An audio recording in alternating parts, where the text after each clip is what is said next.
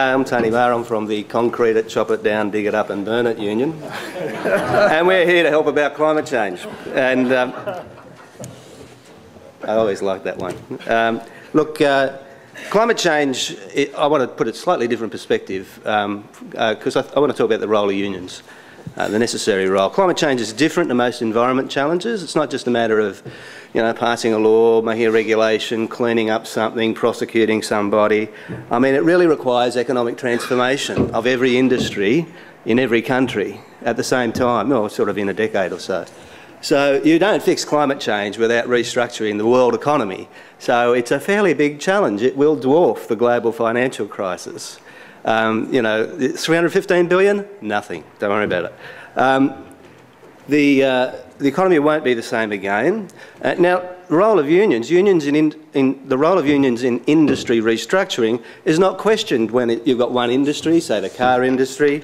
You know, people think that's fair enough. These people know a little bit about labour market programs, so we'll get them in and sometimes ignore them. But it's not questioned. And it's even more critical, though, really, when it's all industries in all countries. So most people don't think we've got a role apart from being cheer squad for industry or cheer squad for environmentalists, depending on the politics of the union. And that's a dopey view. It's inevitable that economies are going to be restructured. As Penny said, governments will legislate one way or another, in a different way, I think a patchwork quilt of approaches for emissions reductions. But it's not inevitable that we maximise the number of jobs in that new economy. That requires many complementary policies beyond the CPRS, including industry policy, and not barge-assed 19th century industry policy that we can be criticised for, but 21st century WTO approved, Simon Crean approved industry policy. Okay, we can do it. We can have a modern approach to industry policy. There are some examples of it, and we need to do a lot more work in that space. In terms of the Australian approach so far, CPRS is a very good scheme, in my opinion. It's a necessary but not sufficient driver of change. Even low carbon prices can make some investments feasible, but it will hardly lead to a green jobs bonanza, and it will hardly do a great deal for emissions reductions in the short term. But the passage of the legislation is a signal to business that transformation to a low carbon economy is inevitable. When I get to talk to business, and that does happen sometimes when we're not fighting, they do make the point that they want the certainty more than anything else. The CPRS, though, just don't believe the hype. It's not a market mechanism. It's extensive government regulation. Pages and pages and pages of it. The RET scheme is also government leadership by legislation, the renewable energy target, which we support. I wrote a letter to Penny saying, please pass this legislation. But remember this, it's a $20 billion consumer subsidy over a decade to principally wind power and maybe a few others. And that's good, that's terrific. It's brilliant for capital, for green capital, but it's not necessarily brilliant for labour. The jobs will be created, not necessarily here. So if we're talking about having a low carbon, jobs rich economy here, we need some of that 21st century WTO approved industry policy. And I think there's a bit of a problem in the government. It's not perfect, it's doing very well. It's not perfect. The policy silos, there are some gaps between them, and industry policy, I think, is one of the gaps.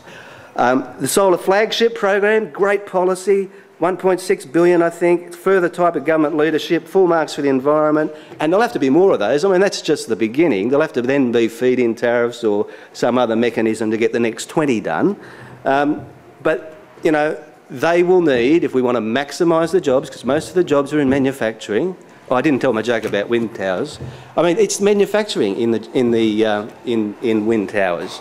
That's where the jobs are, steel and aluminium and, you know, the gadgetry stuff that the CFMEU know all about at the top. But operationally, there's not much jobs in it, so we've got to get the manufacturing jobs. I mean, operationally, there's just the bloke in the ute picking up the dead birds. But, oh, it's a necessary thing. It's, So we need accompanying industry policies, whether it's that or it's CCS or it's energy efficiency. We need the industry policy. The announcement today is terrific. One good thing about that announcement by the Prime Minister on Thursday was that it made crystal clear to people that the green jobs aren't some new funny thing. A lot of them are the old jobs. As Don said, carpenters will be carpenters in the future. They'll just be able to do other things. So many of the old jobs are the new jobs. Many of the new jobs will be steel workers' jobs and aluminium workers' jobs and miners' jobs. We're going to go from 6 billion to 9 billion people between now and 2050. We've got an industrial revolution in the two most populous nations on earth. They're not going to do it with the same amount of resources as we use now. Now, there's a whole other sustainable ecology debate about that, but if the task is a narrow one of solving climate change, that's what's going to happen. Government leadership on the economic transformation has been laudable. It's only the beginning. Ultimately, it will dwarf the response to the GFC. And all the way through, unions will challenge governments, business and environment groups to support policies that deliver low carbon but a jobs-rich economy. I'll finish on this, a bit of boss bashing. The debate over jobs, who should be believed? The Minerals Council, who go to the local super centre, there's a store there called Reports Are Us, and they get a report, they ask for one with the lot, rubbery figures, lies and deceit, and they say that there'll be 60,000 jobs lost because of CPRS in mining by 2030. There won't. We'll go from absolutely stupendous growth to bloody good growth and probably double in some states and go as high as 60–70% in other states. So it's a disgraceful attempt to scare workers, and I really hate that.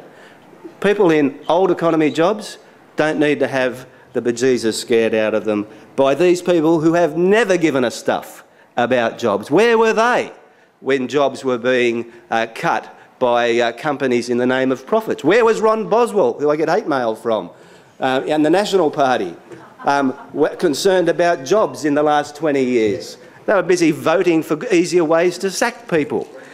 So who to believe? Vested interests sometimes gild the lily, I've got to tell you. Everyone's new technology is going to create 1 million jobs. OK, let's get down to the detail about that. I think the general community will actually believe unions on the jobs question. We have a lot more credibility on that, and we haven't been supporting the scare campaigns, and we do want to maximise the jobs. We want low carbon, jobs rich. Thanks very much.